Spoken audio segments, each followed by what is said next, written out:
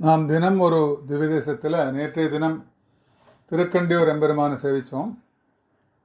நாம் அங்கிருந்து புறப்பட்டு கல்யாணபுரம் என்கிற திவ்யதேசத்திற்கு செல்லலாம். இது ஒரு அபிமான ஸ்தலம். இந்த கல்யாணபுரம் திருக்கண்டியிலிருந்து திருவையாற்றுக்கு செல்லும் வழியில் குடமுருட்டிக்கு அடுத்தாற்போல் காவேரிக்கு மத்தியில் அமைந்துள்ள ஒரு அழகிய கிராமம். பக்தாபீஷ்டப்பிரதாதாரம் ஜெகன்மங்கள விக்கிரகம் ஸ்ரீகல்யாணபுராதீசம் ஸ்ரீனிவாசமகம் பஜே. விஷ்ணுபத்னி ஜெகன்மாதகா விஷ்ணுவக்ஷஸ்தலஸ்திதே பத்மாசனே பத்மஹஸ்தே பத்மாவதி நமோஸ்துதே. வெங்கடேசப்பிரியே பூஜ்யே க்ஷீராத்தீதனயே சுபே பத்மே ரமே லோகமாதகா பத்மாவதி நமோஸ்துதே. கல்யாணி கமலே காந்தே கல்யாணபுரநாயிகே காருண்யகல்பலதிகே பத்மாவதி நமோஸ்துதே என்று சீனிவாச பெருமாள், அலர்மேல் மங்கத்தாயார் இருவரும் எழுந்துள்ள ஒரு அற்புதமான ஒரு திவ்யதேசம். கண்டியூர் எம்பெருமான் ஸ்ரீ ஹரசா விமோசன பெருமாளுக்கு பக்கத்தில் இருக்கக்கூடிய ஒரு திவ்யதேசம் இந்த திவ்யதேசம்.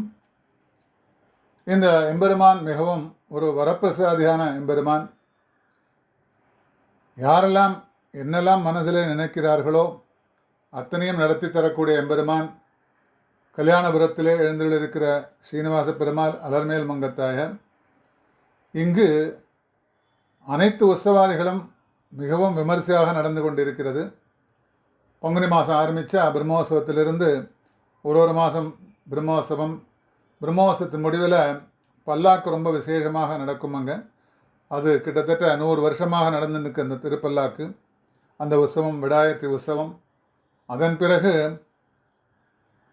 தாயார் உற்சவம், பவித்ரோற்சவம், திருக்கார்த்திகை உற்சவம். இதற்கு முக்கிய சிகரமாக விளங்கக்கூடியது திருக்கல்யாண உற்சவம். திருக்கல்யாண உற்சவம் 80 ஆண்டுகளுக்கு மேலாக அங்கு நடைபெற்று வருகின்ற ஒரு விசேஷமான ஒரு உற்சவம். இந்த திருக்கல்யாண உற்சவம் பழங்காலத்து முறைப்படி நம்ம ஆற்றுலலாம் நடக்கிற மாதிரி 5 நாட்கள் திருக்கல்யாணம்.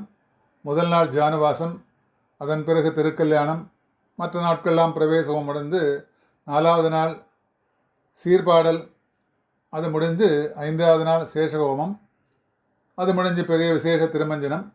இதில் பார்த்தீங்கன்னா திருக்கல்யாண உற்சவத்தன்னைக்கும் சரி, கடைசியாக திருமஞ்சன உற்சவத்தின் போதும் கூட சேஷகோமத்தின் போது அத்தனை பேருக்கும் விசேஷ ததியாராதனம். அந்த பிராகாரம் 4 பிராகாரம் பூரா உட்கார்ந்து எல்லாரும் விசேஷமாக பெருமாளோட பிரசாதங்கள்லாம் அமுது செய்வார்கள்.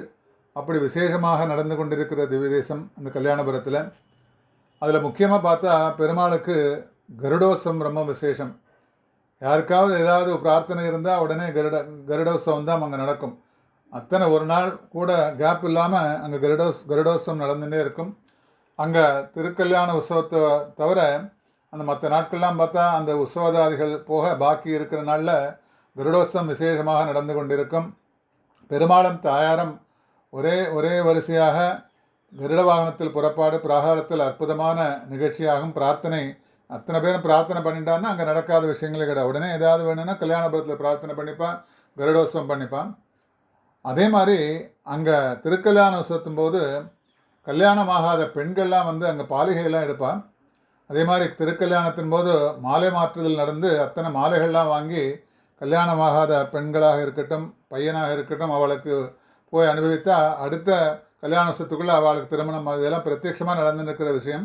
அப்படிப்பட்ட ஒரு வரப்பிரசாதான எம்பெருமான் அங்கே எழுந்தள்ளி இருக்கிறார் கல்யாணபுரத்தில்.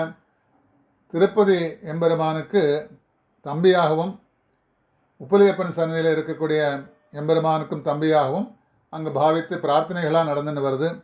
அப்படிப்பட்ட ஒரு விசேஷமான கல்யாணபுரத்தில் நாம் இந்த பெருமாளை சேவித்து விட்டு அடுத்ததாக நாளை அடுத்த திவ்யதேசத்திற்கு செல்லலாம்.